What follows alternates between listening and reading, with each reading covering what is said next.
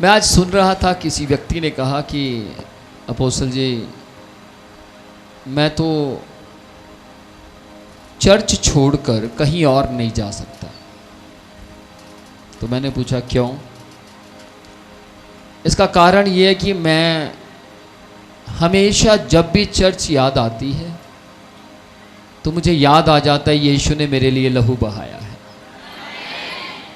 तो इसलिए चर्च छोड़कर या लाइव छोड़कर मैं इधर उधर कहीं नहीं जा सकता। यीशु का लहू मुझे पकड़ के रखता है। आमेन। मैंने उससे कहा कि आपने तो मेरे दिल की बात कह दी। मैं पिछले 27 साल में आज तक चर्च छोड़कर ना ब्याह में गया किसी, ना कोई पार्टी में गया, और मेरे ख्याल से इसीलिए आई एम ब्लेस्ड, इसीलिए मैं आशीषित हूँ। तो बहुत से लोग कहते हैं कि सर फलाना तो जाता है। बहुत से लोग मुझे कहते थे कि सर इतवार के दिन वो भी जाती है, फलानी भी जाती है, फलाना भी जाता है, आप क्यों नहीं जाते? मैंने उनसे बोला कि 2 साल बाद बात करेंगे, मैं क्यों नहीं जाता और वो क्यों चले जाते हैं। और ठीक 2 साल बाद बात नहीं की गई, बल्कि वो खुद ही कहने लगे, समझ गए सर 2 साल में आप कहाँ और वो कहाँ। आमेन, प्रेज द लॉर्ड। तो कौन आता है कौन नहीं आता, बेचिंत रहिए। आप उन्हें देख लीजिएगा और अपने आप को देख लीजिएगा, फर्क देखिएगा कहाँ होगा। किस किस को समझ आ रही है? फर्क देखिएगा कहाँ पर ब्लेसिंग होगी और कहाँ नहीं होगी। समझ पा रहे हैं? तो निराश ना हो। एक बात मैं आपसे सवाल पूछना चाहता हूं, चर्च के अंदर आना काम किसका है? आप चर्च में आकर किसको खुश करते हैं? और ऊंचा विनोद प्रोचिया को, राज प्रोचिया को, चर्च की टीम को? क्या किसी ने मेरे बारे में पूछा था? है? कोई पूछ रहा था मेरे बारे में? क्यों पूछेगा भाई? क्यों पूछेगा कोई? बताइए, क्यों पूछेगा कोई? आप अपने लिए आते हैं और यीशु के लिए आते हैं। किसके लिए आते हैं? ये तो एक वहम है लोगों का कि हम यीशु के लिए आते हैं। सही मायने में लोग अपने लिए आते हैं। कौन कौन सहमत है इस बात? तो ध्यान से सुनिएगा, जो नहीं आया किसके लिए नहीं आया? जोर से बोले, किसके लिए नहीं आया? किसके लिए? अगर नहीं आया, अपने लिए नहीं आया, तो फिर आपको गिले शिकवे क्यों? आपको समस्याएं क्यों? आप परेशान क्यों हो रहे हैं? दूसरी बात, यीशु के लिए वे आते हैं जो मर गए हैं और वो मसीह में जिंदा है।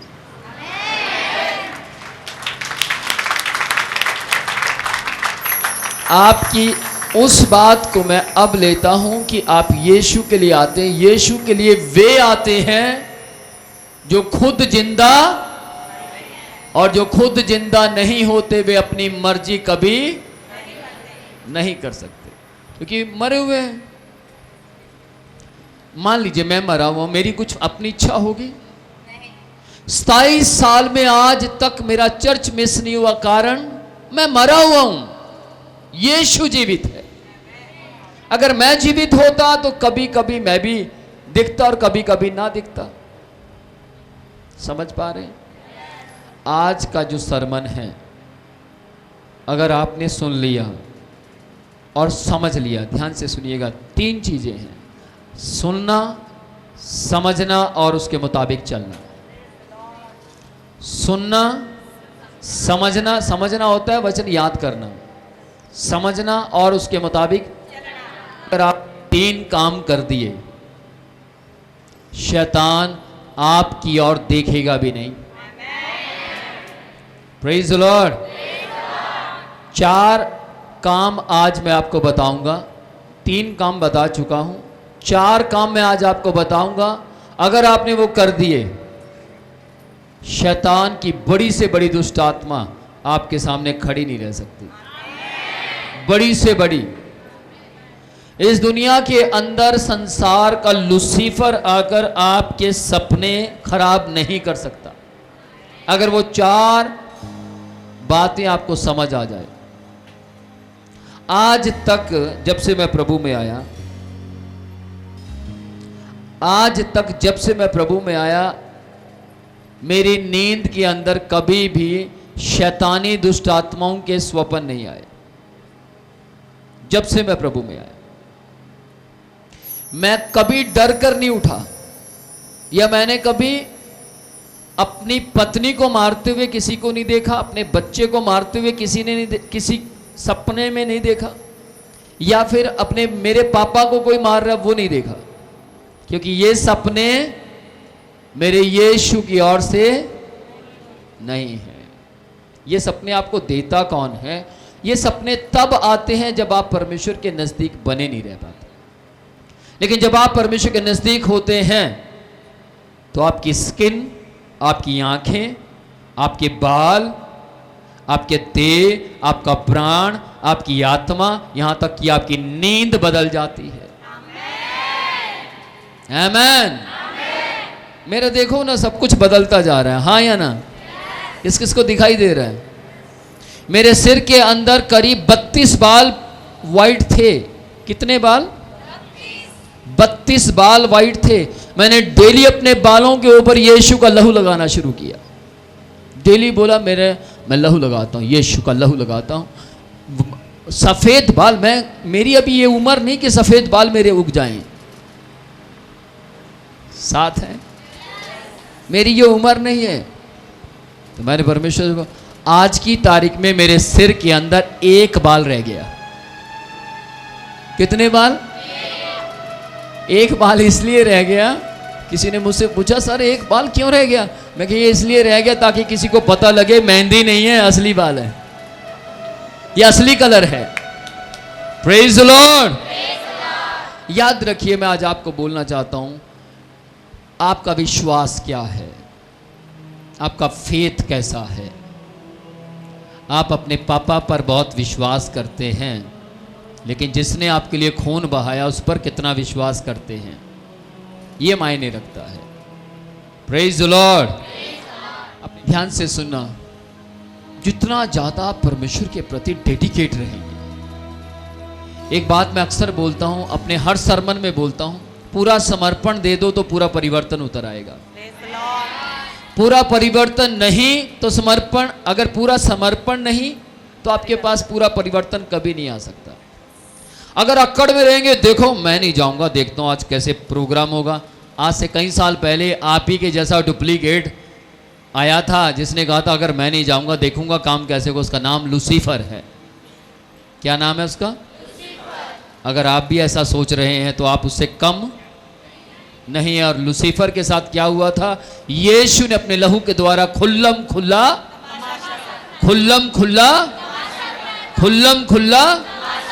तो सोचिए, जो जो सोच रहा है उसके साथ क्या होगा। वो दिन दूर नहीं जब उसके तमाशे बनने, कौन कौन से चौक पर बनेंगे कुछ भी नहीं पता लगेगा। इसलिए याद रखिएगा, परमेश्वर का काम मेरे कारण रुकना नहीं चाहिए। जब आप ये बात बोलते परमेश्वर मेरे कारण तेरा काम रुकना नहीं चाहिए, तब परमेश्वर कहता है तो फिर सुन बेटा, मेरे कारण तेरा काम कभी नहीं रुकेगा। आपके सारे काम खुलेंगे।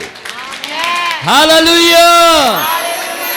बोलिए भैया, यीशु का लहू अपवित्रता के विरोध में आया। यीशु का लहू पाप के खिलाफत में खड़ा हुआ। यीशु के लहू ने बुराइयों के चीथड़े उड़ा दिए।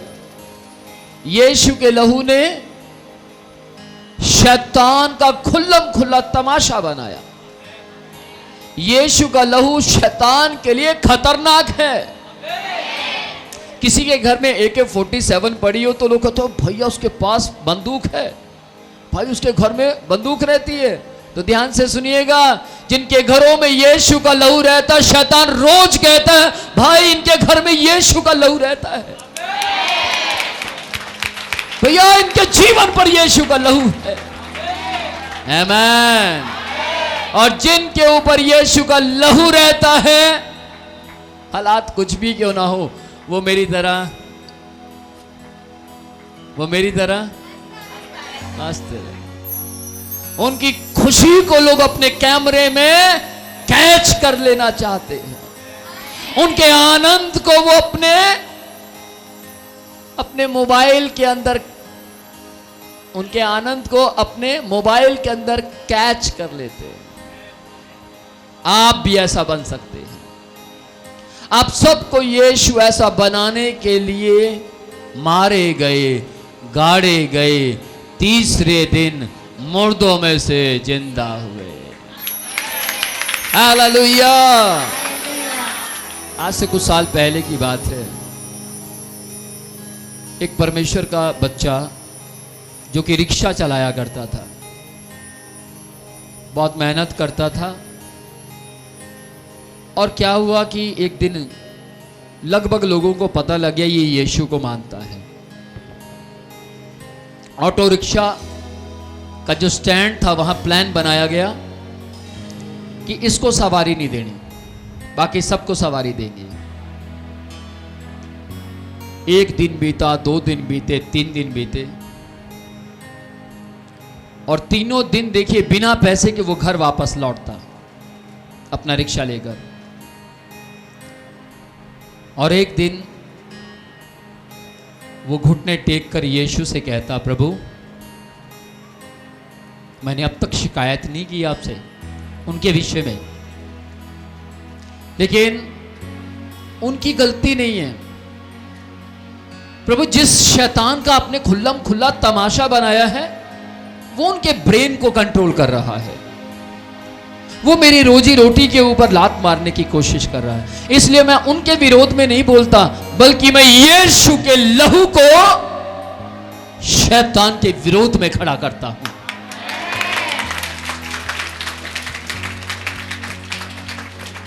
और उसने रोज डेली ये प्रार्थना करनी शुरू की, यीशु के लहू को मैं उन सारी बुरी आत्माओं के विरोध में खड़ा करता हूं जो मुझे कस्टमर रिसीव करने से रोकती हैं। यीशु के लहू में मैं तुम्हारा विरोध करता हूं। उसने किसी के सिर पर हाथ रखकर प्रार्थना नहीं की। उसने किसी के अंदर रहने वाली दुष्ट आत्मा को कमांड नहीं किया, परंतु उसने अपना युद्ध यीशु के लहू से लड़ा और उसने डांटना शुरू किया। उसने बोला, यीशु के लहू में शैतान तू मुझे गरीब नहीं बना सकता। उसने ऊंची आवाज में बोला, यीशु के लहू में शैतान तू मुझे रिक्शे से ऑटो रिक्शा लेने के लिए रोक नहीं सकता। उसने फिर ऊंची आवाज में बोला, यीशु के लहू में शैतान तू मुझे सवारी लेने के लिए रोक नहीं सकता। और क्या होता है, एक दिन उसको सवारी नहीं मिली, 2 दिन, 3 दिन, 4 दिन, 5 दिन, वो लगातार यूं ही करता रहा। छठे दिन सवारी आकर बोलती है, मुझे तो बैठना इसके रिक्शे में है।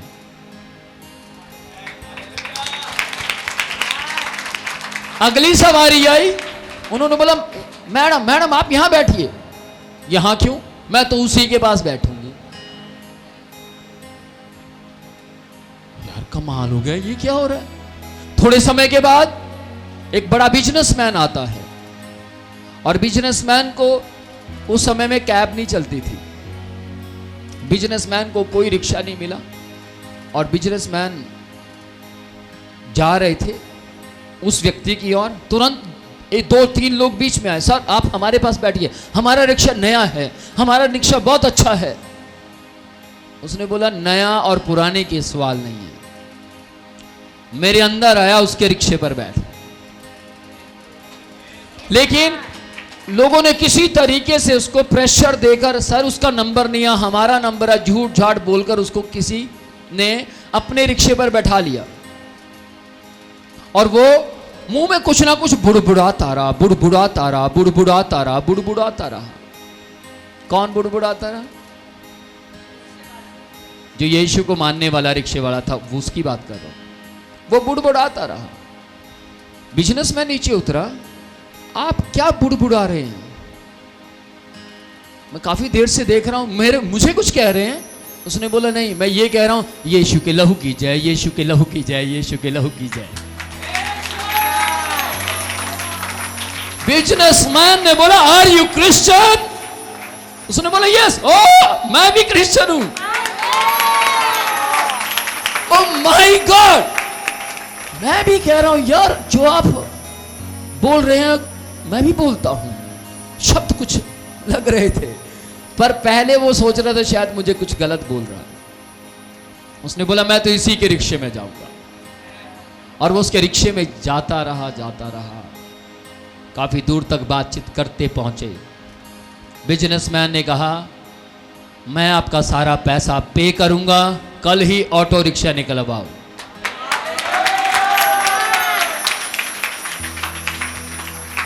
वो रोने लगा,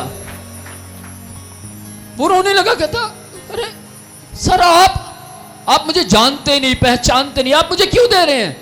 उसने बोला जिस यीशु के लहू की आप जय कर रहे थे, वो लहू मुझे प्रेशर दे रहा है।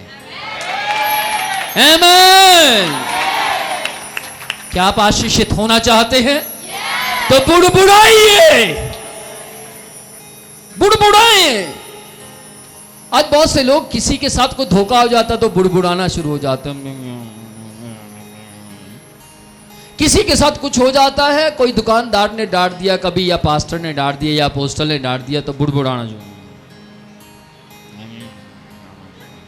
हाँ या ना? या फिर किसी ने कुछ कह दिया। कल की बात है, मैं एक शॉप में गया और वो कहते हैं, मैंने बोला आप थोड़ा जल्दी दुकान खोला करो। सर क्या करें, लड़के हैं, लड़के लेट आते तो हम भी लेट आते।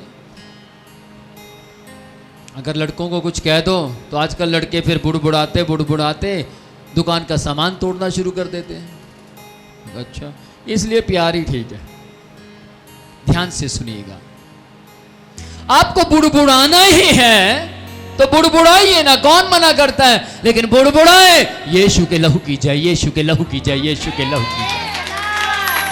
आमीन। ओ अब ध्यान से सुनिएगा। देखिए, मैं आपको ये बात जस्ट बुड़बुड़ाने की बात कर रहा हूं, लेकिन मेरी आंखों में पानी आ रहा है, मेरी आंखों में पानी आ रहा है। क्यों मालूम? धरती के ऊपर यीशु ने अपने लहू को बहाया, लेकिन यीशु के लहू की चर्चा बहुत कम होती है। यीशु ने अपनी जान दे दी, लेकिन उसकी जान की चर्चा बहुत कम होती है।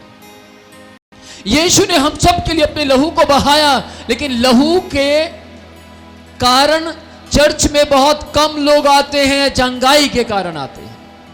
लेकिन आज मैं आपको बोलना चाहता हूं, यदि आप यीशु के लहू को आदर देते हैं, बीमारियां आपके अंदर रह नहीं सकती, क्योंकि आपकी बीमारी को निकालने के लिए, आपको चंगा करने के लिए, आपको छुटकारा देने के लिए यीशु मसीह का लहू बहाया गया। आमीन। Praise the Lord. और वो रिक्शे वाला एक दिन बहुत बड़ा अमीर आदमी बन गया। उसकी अपनी बसें चलती हैं, आज उसकी अपनी बसें चलती हैं, और लोगों ने बोलना शुरू किया भाई इसने धर्म परिवर्तन किया है, इसके पास पैसा आ गया। लेकिन वो रिक्शे वाला आज ऊंची आवाज में बोलता है, जो कहते हैं धर्म परिवर्तन किया, मैं उन सबको खरीदने की ताकत रखता हूं। Praise the Lord. और वो व्यक्ति बड़ी ऊंची आवाज में चिल्लाकर कहता है कि मेरा बिजनेस 2 नंबर का नहीं, यीशु के लहू में 1 नंबर का है। आज वो रिक्शे वाला ऊंची आवाज में कहता है, मैं धोखाधड़ी से पैसा नहीं कमाता, झूठ बोलकर पैसा नहीं कमाता, मेरा यीशु मुझे सत्य बोलने के लिए तैयार करता है, और यीशु के लहू में मैं सच बोलकर पैसा कमाता हूं। वो एक ऐसा बिजनेसमैन हुआ जिसने बड़े बड़े बिजनेसमैन को भी मार दे दी। Praise the Lord. तो याद रखिए, अगर आप आगे बढ़ना चाहते हैं, ग्रोथ करना चाहते हैं, तो बुड़बुड़ाना शुरू करें। लेकिन क्या बुड़बुड़ाएं? हाँ, ये नहीं इसने पता नहीं अपने आप को क्या समझते हैं, पता नहीं क्या अपने आप को कैसा आदमी है, देखो यार ये कोई बात थोड़ा होती है ना, मुझे ऐसा कह दिया, ये कह दिया, वो कह दिया। बुड़बुड़ाना शुरू कीजिए, ये वाला बुड़बुड़ाना नहीं, बोलना शुरू कीजिए, यीशु के लहू की जय, यीशु के लहू की जय, यीशु के लहू की जय। यीशु के लहू में मैं बचाया गया, बचाया गया, बचाया गया, मैं यीशु के लहू में बचाया गया। Praise the Lord.